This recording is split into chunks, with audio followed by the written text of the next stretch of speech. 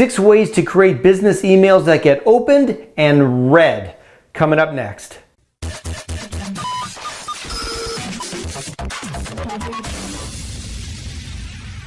Good Mark TV morning. The other day I got an email and, well, here's the thing. I want to show you this email really quick here. If you can see, this is the email that I received from a social media expert. Yeah, look at that. And this person actually has a course on how to create emails. So this is what I got from her. So what I want to share with you today, because I have been doing emails for a very, very long time. My open rate is in excess of 25%, which may not sound like much, but in most industries, it's less than 5, sometimes as low as 2. So I'm going to share with you some of the things that I do to create business emails that get opened and read. Now, the first thing you need is a list. That being a list of people and their emails that you can send emails to. Seems pretty simple, but it really comes down to quality over quantity. And I'll tell you, I'd rather have 2 people who open their emails that I send than like 500 people who I can send emails to and none of them open them. And with things like email laws like CASL in Canada and CANSPEP in the United States, it's important that you have a list of people who actually want to hear from you.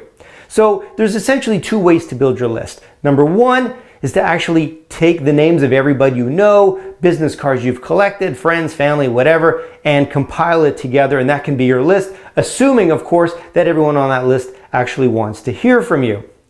The second way is to create a form on your website where people can add themselves to your email list on their own. The second thing is to use an email management program. Now, I see this so often where you'll get people sending out all these emails to their customers or to potential customers, and they're using like Mac Mail or Outlook or Gmail.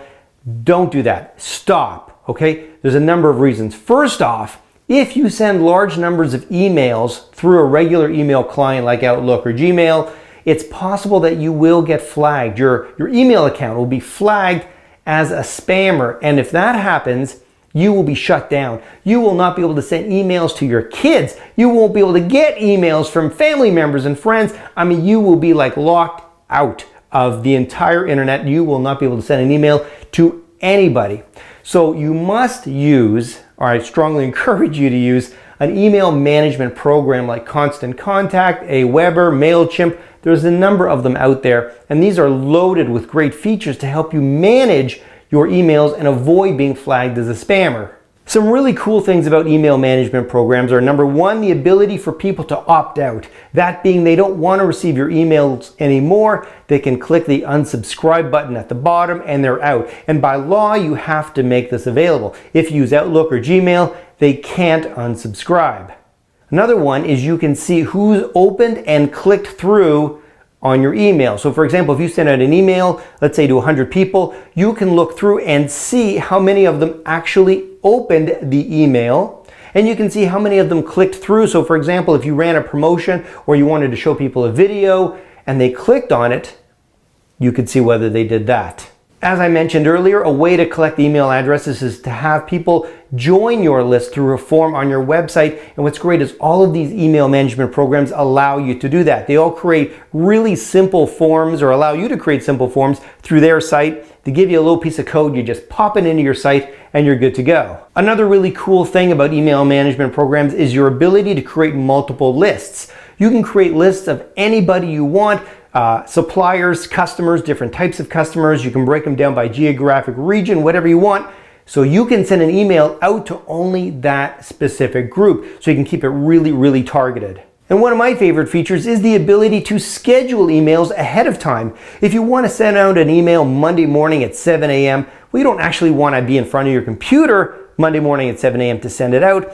You can schedule it from days or weeks prior to have it go out at that time. Now, when it comes to designing emails, there's 2 schools of thought. The first one is to make it graphically rich, to put in all kinds of pictures and banners and colors, and to really make it colorful. The other school of thought is to keep it super, super simple. In fact, have no graphics and make it look like a text that you had created in like something like Gmail or Outlook. I'm kind of in the middle on this, and here's an example of one of my emails that I send out, and you'll see I just put my banner at the top just to brand it so people know it's not just a regular email, that there's something unique about it. But if you look at the body of the email, it's just text. That's it, plain and simple. Now, if you've ever gotten an email that it just seems really long and you're like scrolling through to get to the end of it, well, I don't think that's such a great idea. In fact, I'm a big fan of keeping them short, much like the attention spans of those who will read them.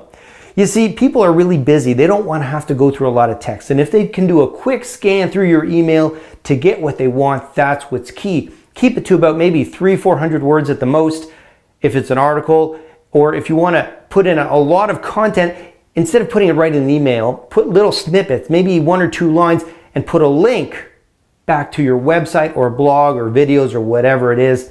Use the email to draw them in, and then use the links to take them where they really want to go. Now let's talk about the subject line, which is open to a lot of debate. There's a lot of email experts that'll tell you that you should make the subject line really, really interesting, to the point of drawing them in, so much so that it almost doesn't matter what the email's about. Let me give you an example. I got an email a couple days ago, and in the subject line was, "Your staff are leaving you." That's what it said.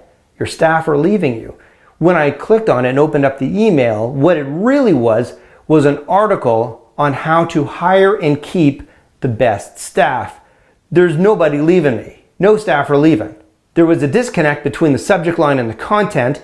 They've lost my trust, and I ended up opting out of the list. And then lastly, to create an email that gets opened is to test it before you send it.